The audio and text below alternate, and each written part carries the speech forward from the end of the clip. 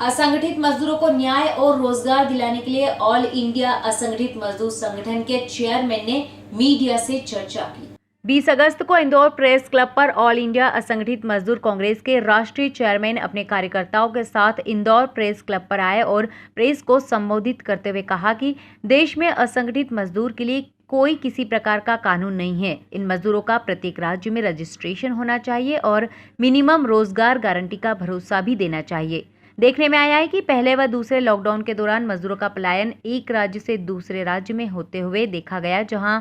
पर मजदूरों के रोजगार नहीं मिलने के कारण उनके परिवारों को रोजी रोटी की समस्या का सामना भी करना पड़ा। साथ ही पलायन के दौरान जिन मजदूरों की मौत हो गई, उनके परिवारों को भी न तो मुआवजा मिला, न ही उनका पुनर्वास हुआ। इसलिए हम ऑल इंडिया असंगठित मजदूर कांग्रेस की ओर से सरकार से मांग करते हैं कि शहरी मजदूरों को भी मिनिमम रोजगार की गारंटी दी जाए। कि देश का सबसे ज्वलंत मुद्दा यदि कोई है तो वो है असंगठित मजदूरों का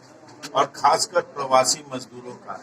आप सबों ने देखा कि कोविड जैसे लॉकडाउन डिक्लेयर हुआ,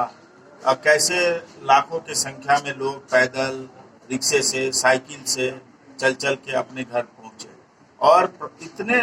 प्रवासी मजदूर इतने सारे अपने राज्य को छोड़ के दूसरे राज्यों में काम करने जाते हैं। मगर दुख का बात यह है कि उनको ना कोई सुरक्षा मिलता है, ना वो अपने मेहनत का कमाई किया हुआ पैसे को सुरक्षित रूप से घर भेज पाते हैं, और न ही यदि उनका कोई शोषण कर रहा हो, चाहे वो ठेकेदार हो, चाहे उनका मालिक हो, कोई शोषण कर रहा हो तो सरकार की ओर से कोई हस्तक्षेप होता है। तो हम सब ये मांग कर रहे हैं कि प्रवासी मजदूरों का रजिस्ट्रेशन हो, घर पे हो, और जहाँ वो काम करने जा रहे हैं वहाँ हो, उनके रोजगार को सुरक्षित किया जाए। उनको जो खासकर कम से कम पार्लियामेंट्री चुनाव में वो जहाँ भी है वहाँ उनको वोट देने का अधिकार हो, और यदि उनके साथ कोई दुर्घटना होता है तो उसका क्षतिपूर्ति सरकार जो है एक कानून के माध्यम से करे, ना कि घोषणा के माध्यम से करे।